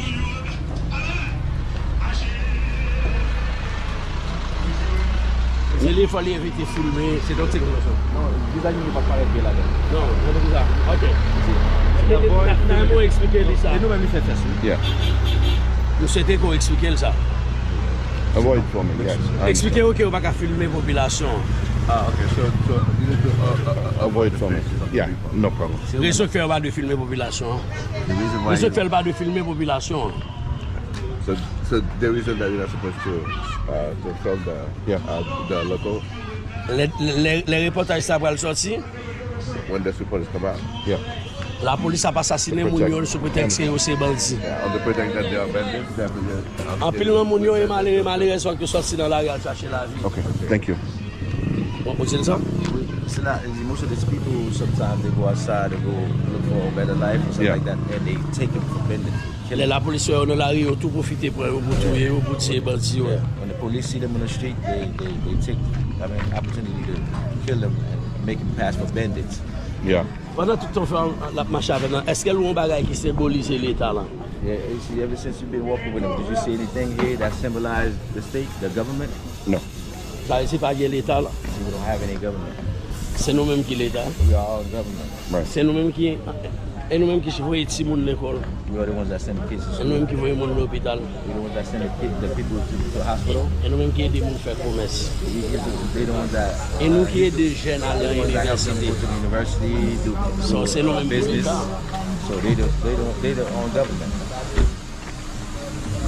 I don't have much time with you. What do you want the world to know about Haiti today, on this day? Who's winning the war right now? Et je dis à nous voulons le monde entier connaître. Today we want the whole world to know. États-Unis, le Canada, la France, Haïti sous occupation. The United States, Canada, France have Haiti under occupation. Nous demandons liberté pour Haïti. We ask for freedom for Haiti. Si on ne veut pas nos libertés, If they don't want to give us the freedom, on fait même chose à 7 nous de we're faire. going to do it just like our ancestors do it. On a boumé pour liberté. We're going to fight for freedom. Je dis à nous comprendre que Haïti est un pays qui fait une pauvre. Today you understand that Haiti is a country that they want to impoverish. Premièrement, la France complice dans la pauvreté. So first of all, France is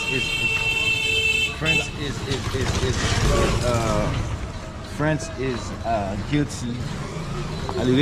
La France complice dans la France coupable dans la misère Haïti.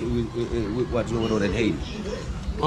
Après l'indépendance, nous fait nous payer pour l'indépendance. After we gained our independence, they made us pay for it. États-Unis ba nous plusieurs occupations. The United States give them many occupations. Et dans l'occupation, ça volé l'or nous, ils ont cassé le pays. Throughout the occupation, they stole our gold. And qui sont encore? Ils ont cassé le pays. Et puis ils ont volé tout l'or qui est dans le pays. They broke our gold banks and took everything away. Je dis, on n'a pas de monde dans le pays qui a un grand goût.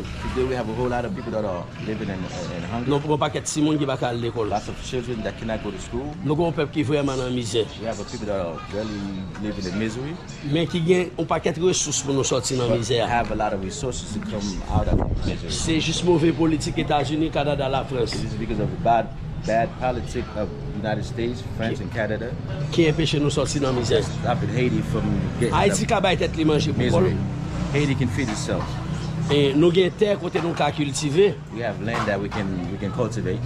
Américains, Français, Canadiens pas quitter nous cultiver.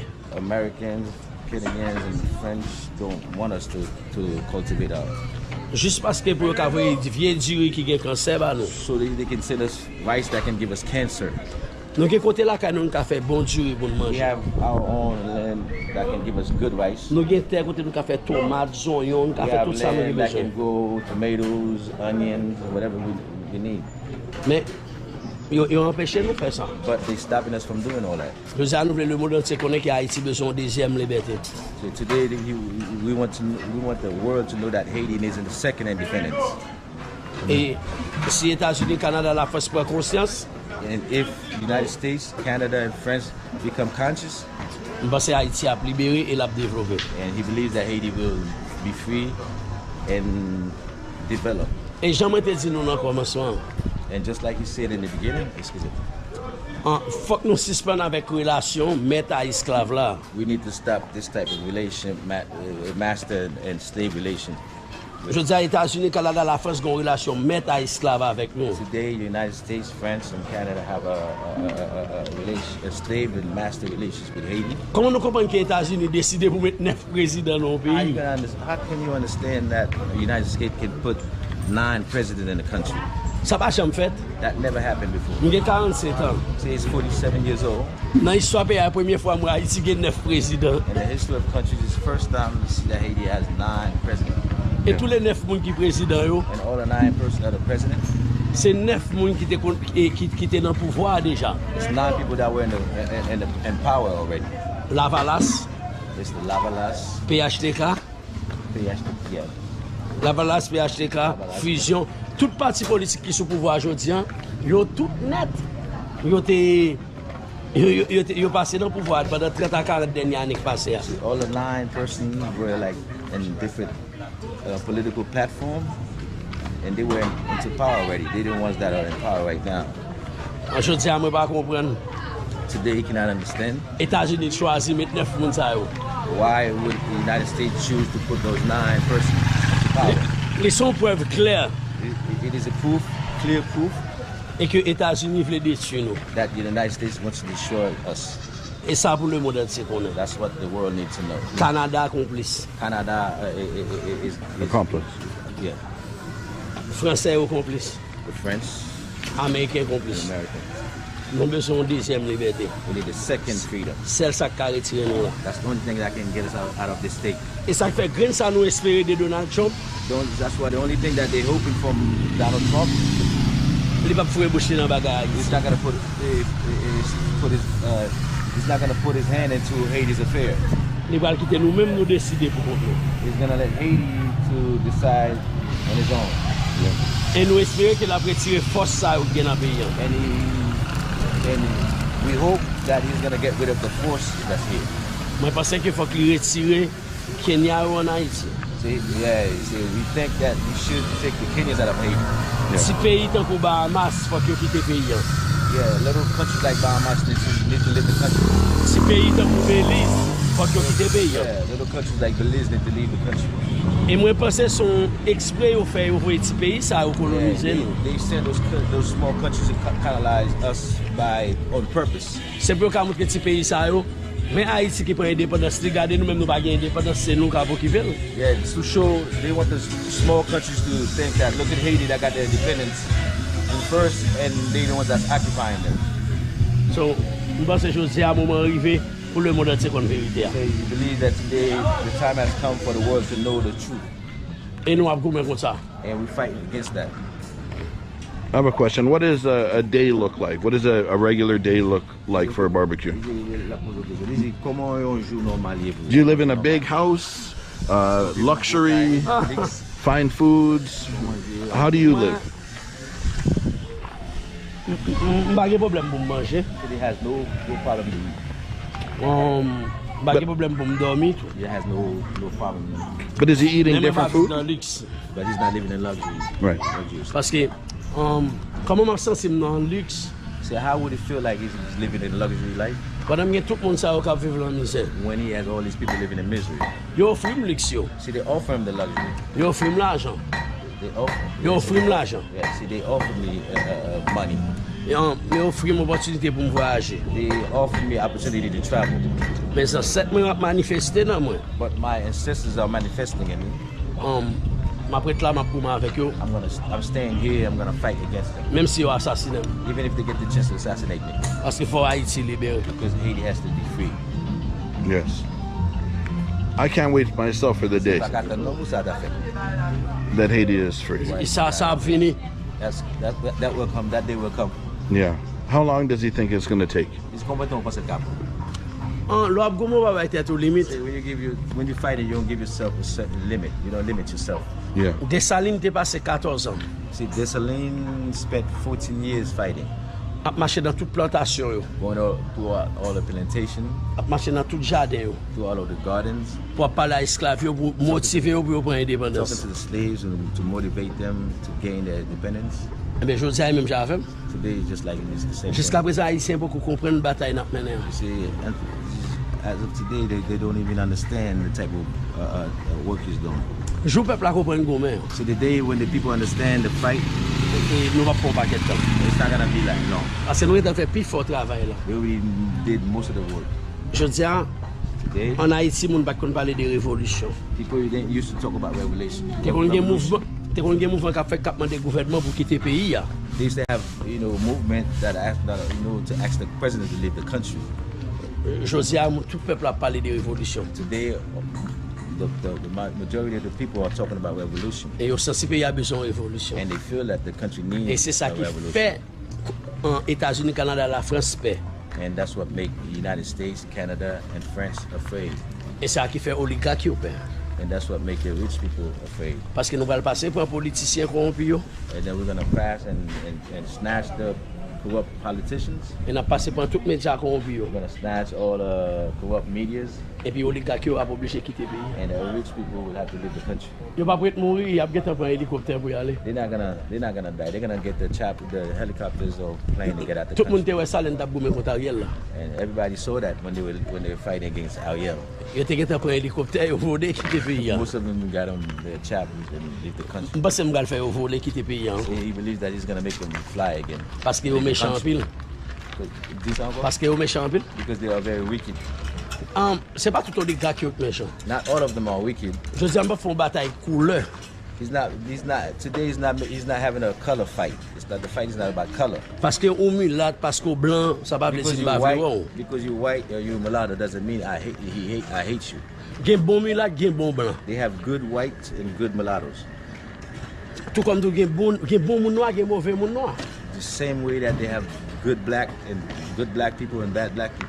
Je dis, grand pile moun noir qui pi méchant que mulat n'a goumé contre yo. See, today there are lots of dark people that are way more evil than the mulattoes that they're fighting against. But ces politiciens nous gen la pi méchant que mulat yo. They say, I believe that the politicians here are more wicked than the mulattoes. So, ça veut dire bataille non pas une bataille pour le. So that's to say that our fight is not a color fight. Bataille non son bataille pour changer condition la vie moun qui pi mal. The fight is a fight to change the condition of the people's life. So, c'est objectif dans ça. That's our main purpose. And how does he feel being the boss? There must be extreme pressure. It feels like the whole country is relying on Mr. Barbacue for freedom.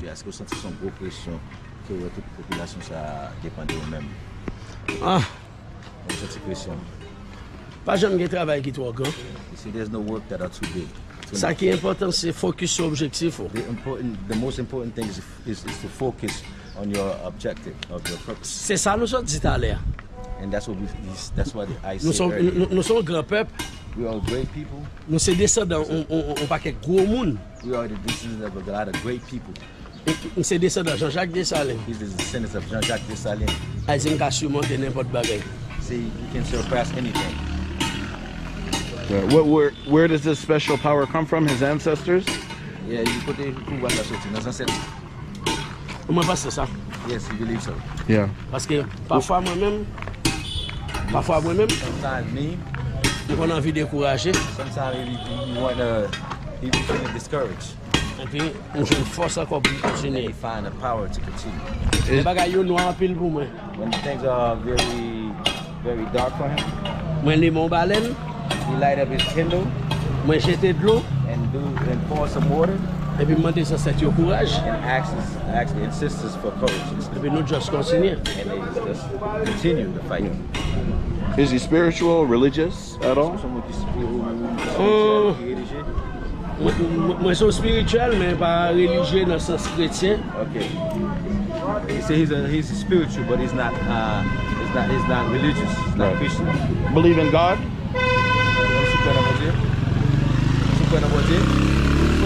Moi, je crois dans ce 7 mois en pile. Yeah, he believes in his ancestors a lot. Right.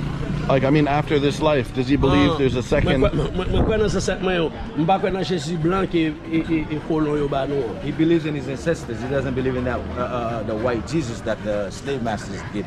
Par exemple, sauveur, papa, M. Jacques Dessalines. You see, for an example, he says his savior, his father is Jean-Jacques Dessalines. Pas qu'on aucun Jésus qui est venu qui était gourmet. Je sais pas gourmet pour moi, je sais So pas he doesn't believe in no Jesus that fight or died for us. Mon qui était bourré pour moi, il est Jean-Jacques Dessalines. The person that died for him is Dessalines, Avec l'autre 107 mois. and with his other ancestors. Bon, lâche le avec ce couille, on va prendre. Je vais quitter au prendre, tête prête. Non, je vais pas quitter au prendre, tête prête.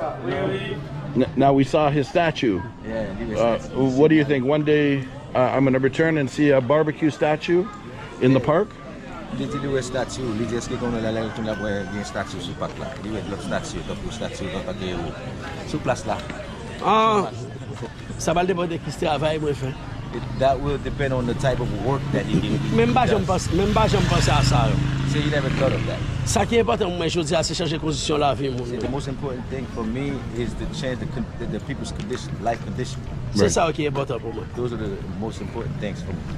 Nous à l'aise la caille. We are at ease. Parce que nous pas jamais faire moun la caille normal. Because we don't do bad things to our people. Nous empêcher moun faire cadeau chaque sous femme dans zone nous.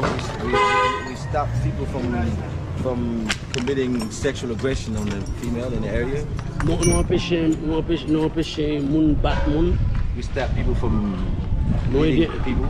Nous aidons un peu de moun à l'école. We help a lot of kids going to school. Nous aidons un peu de moun faire commerce. We help a lot of people do business. Je dis à moun yo gen confiance là. Today the people have trust in us. Et ça qui me sentir en sécurité dans marché. That's why I feel like I'm safe walking. Parfois quand même on deux nèg on trois nèg qui gen zam non mais. Sometimes you can see me 1 or 2 or 3 people with guns in them. Parfois nèg moi qu'on peur pour moun dehors pas venir assassiner. Sometimes the soldiers be afraid so other people will come to and parce que me mérite pour comme trop. Because he like to stay by himself too much. Mais pas parce que me peur pour moun dans zone. Not because I'm afraid of the people in there. I don't need no guns. C'est l'homme méchant population ou peur. Because when you're wicked with the population, you need to be afraid. Je dis à tout gouvernement en Haïti. Today you see all the government in Haiti. Ils marchent avec tout le monde parce qu'ils ont peur, ils sont méchants. They walk around with a lot of people because they're afraid, they're wicked. Pas qu'il y ait un 9 présidents qui vivent dans le quartier populaire. There's none of the 9 presidents that can come to the ghetto. Right. Parce que ils va faire rien pour le peuple. Because they don't do anything for the ghetto. Ils ont peur si ils viennent pour le peuple pas tout manger. If they're scared, they're afraid that the population might destroy them, might kill them. Moi-même, je n'ai pas ça. But he doesn't have that fear. Je peux aller à la salle, je peux aller tout côté dans tout ghetto. You see, I can go to all the ghettos at ease. Parce que moi, j'essaie de parler avec tous les chefs dans tout ghetto. Because he tried to talk to all the other bosses. Pour éviter que ne pas faire monde dans ghetto. To stop them from doing bad things to the people in the neighborhood. But does he still have enemies within Haiti?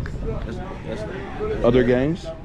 Est-ce que vous avez l'autre qui est ennemi avant? Jusqu'à présent, non. C'est non. Parce que j'ai peuple qui était ennemi. J'ai peuple was his enemy.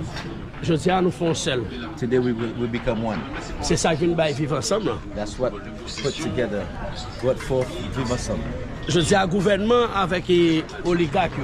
Today the government with the rich people a essayé trying armer la population en face. Trying to arm the population against them. Parce que je dis on va pas utiliser nous pour mettre contre l'autre encore. But because today they cannot use them against each other. Parce que me pas ennemi.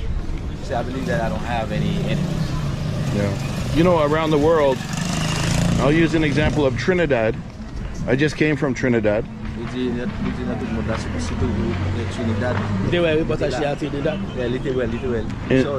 Yeah, I got arrested for giving a voice to the people. Going to the ghettos, right? But there's a man there, the #1 singer. His name is Prince Swanee.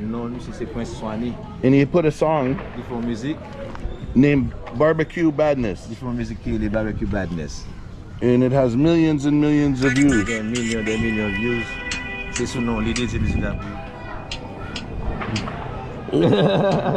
So he told me to show you the song. The name Barbacue Badness. Yo. Prince Swanee. I know you're gonna watch this video. Yeah. Yo, I've got the video là. See, I'm looking at your video right now. Yeah. Yo, un pile respect pour. Lots of respect for you. On veut connaître nous un pile tout. He wants you to know that we love you a lot. Et nous espérons leur qu'à visiter Haïti. And we hope that one day you can visit Haiti. Haïti est pour lui. Haiti's for you. Yeah. So nous tous c'est black. We are all black. It's a good song, no? For nous commettre pour nous libérer. We must fight to free the country. Voyez le club moi m'carte de. Send the link so you can listen to it. Yeah. Prince Swanee, remember who connected you with the big man here? What you say? No, I told Prince Swanee, the artist, he's my friend. Okay. So I said, remember, I'm the one that brought the song here to Haiti. Ok. Monsieur dit Zambia. Fèl konnen ki se li men ki vin avèk müzik la en Haiti. Mbal fè. Yeah, I see. Thank you. Mbal fè mèche mi otan de müzik, hein? Yeah, he's gonna have his boys listen to the song. It's Mbal good. fè tout ghetto otan de müzik. He's gonna have all the ghettos to listen to the song. Yeah, amazing. I know our time is almost up. Yeah, exactly. Mwen tou navel. You know, That's why we Nek mwen ap pil tou. know nothing, but I will never forget Haiti. I will return again and again and again. Selman zili, mwen fè filme li paske si sa deranje nou ka pase video. Ou bien eske l vim tan le reportaj de a sorti. Okay, he said he also has his boy filming this. Yes. He said, what do you want him? He said he wants to use it too, but he wants you to finish your work Yes. before he can use it. Yes. Ok, mam jiske tan le li fini travay par la. He's gonna wait till you're done with your work. Yes. Le li fin metel sur YouTube, le sa mwen men ma publie sa. He said when you're done putting your stuff on YouTube, then Yeah. he's gonna publish it. Yes. Thank you. A personal thank you to the translator, Eddie, for helping me. I don't speak the language. And to the chef, the boss, not only the neighborhood, but of Haiti right now. Mba eme le ou li boss. She doesn't like when they call him the boss. Chef. Impresyon me le ou li mon serviteur. She like it when they call him a servant. Ou moun kapede. Mwen se sa moun kapede. Somebody that's helping. Right. Servant. So, boss, etou an gwo mba an boss. It's okay. Se boss yo met Haiti jan li la. The bosses are the ones that put Haiti in this state. Nou menm nou se moun kapede. That were the people that are helping. Yeah. So my last request is a photo. We're going to end the video now. Thank you. As I upload today's video, I'm in sadness. Chaos has taken over Haiti. I left only 24 hours ago. The airport is closed. Pandemonium has taken over the streets. Flights are no longer going in or out of Haiti. And I hope and pray that peace can be found for those that live in the dangerous areas of Port-au-Prince. Thank you for watching.